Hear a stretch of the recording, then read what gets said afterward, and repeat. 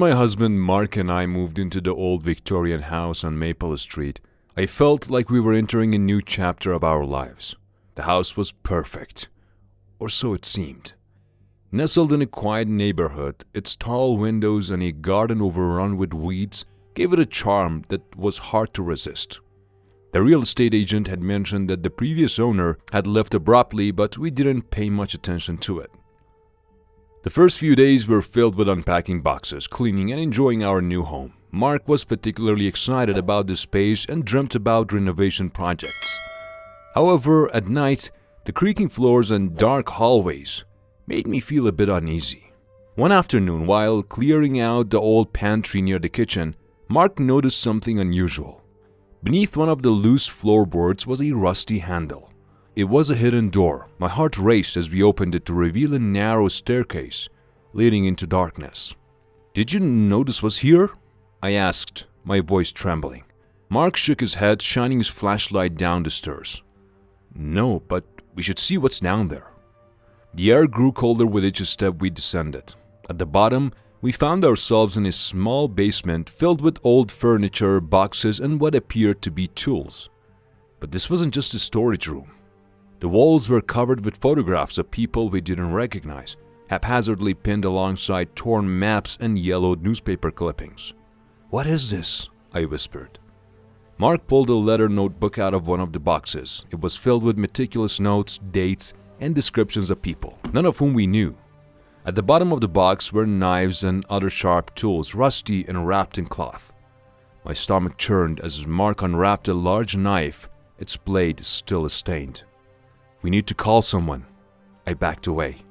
Mark nodded, but before we could do anything, the sound of a door creaking open upstairs froze us in place. "Did you hear that?" I whispered. Mark motioned for me to stay quiet. We waited in silence for what felt like hours.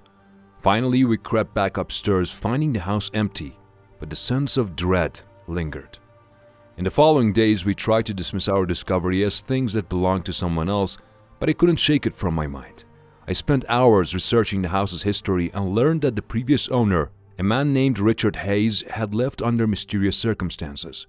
Neighbors described him as a recluse, but no one seemed to know where he had gone. One night, Mark and I decided to examine the photos more closely. We spread them out on the living room floor, looking for clues. That's when we noticed something chilling. Some of the faces looked familiar. "Wait," Mark said, pointing to one photo. "Isn't that the guy who lives 2 houses down?" A shiver ran down my spine. "And this one," I said, holding up another photo. "I've seen her at the store." The realization hit us like a sledgehammer. Those weren't random strangers. These were people from the neighborhood. We decided to call the police and explain everything. The next day, 2 officers came to inspect the basement. They didn't say much, but their expressions showed that this was serious. They took the notebook and photos as evidence and assured us they would investigate further. The following morning, one of the officers returned with news. "We've identified Richard Hayes," he said. "It seems he's living a few streets over, but we advise you to be cautious. He's an unpredictable individual." Mark and I were stunned. How could someone this dangerous be living so close? After that, the atmosphere in the house changed. Every creak of the floorboards, every gust of wind felt like a threat. Mark and I barely spoke, both consumed by fear and paranoia. One morning, as I stood in the kitchen looking out at the garden, I realized I couldn't stay there any longer. "We need to sell this place," I told Mark. He didn't argue. Within a week, we put the house on the market and started packing. As we drove away from Maple Street for the last time, I felt a mix of relief and anxiety. I couldn't shake the feeling that we were still being watched, that Hayes was still out there somewhere, waiting. I could only hope that leaving the house was enough to keep us safe, but deep down, I knew that some shadows are impossible to escape. I'd really appreciate it if you could like the video before I continue the story. Let's get back to the story. I never considered that the house we had recently moved into could affect our minds and souls. An old, cold and lifeless house that appeared completely ordinary at first. But as the days and nights passed, things started to change. My wife Lisa and I began to feel an invisible fear that had taken root in the house. At first, everything seemed normal, but gradually, strange and bizarre nightmares began. I would wake up in the middle of the night drenched in sweat, feeling as though I had just returned from another world. In one of these dreams, I heard a knock coming from the basement, something like the sound of a heavy door opening. Lisa too had been experiencing strange dreams since the first night, but neither of us wanted to admit we were scared. I tried to forget the nightmares, but each night they became more intense. One night I found myself in a dark hallway in my sleep, hearing the sound of someone breathing behind me. One night, right after waking from one of these nightmares, I decided to explore the house more thoroughly. Maybe I'd find something to explain the nightmares. While moving an old painting in the living room, I noticed that the wall behind it was hollow. By chance, I found myself in a room that I had never even thought about in my dreams. It was a small, dark room with just one tiny window and nothing in it. In the corner of the room, I found something buried under dirt that looked like it had been there for a long time. It was a small old notebook. A notebook that seemed to have been handwritten. I opened it and to my surprise, it belonged to the previous owner of the house. Contents of the notebook were strange and confusing. It was filled with notes that seemed to show the author's growing fear and anxiety. One entry read, "I fear footsteps at night.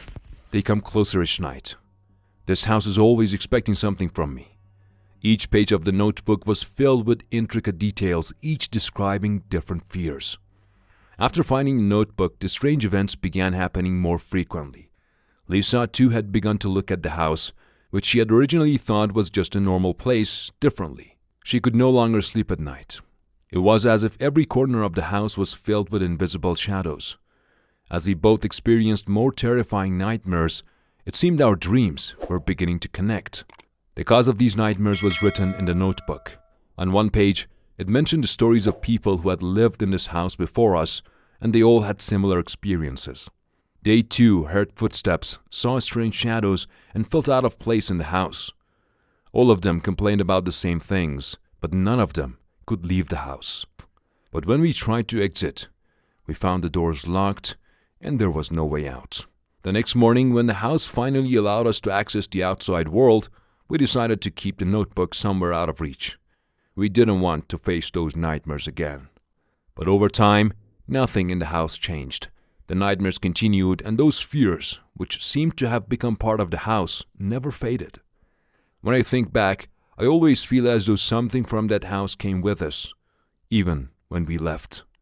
If you're enjoying these stories, please subscribe to help us reach 1,000 subs quickly so we can bring you even more stories.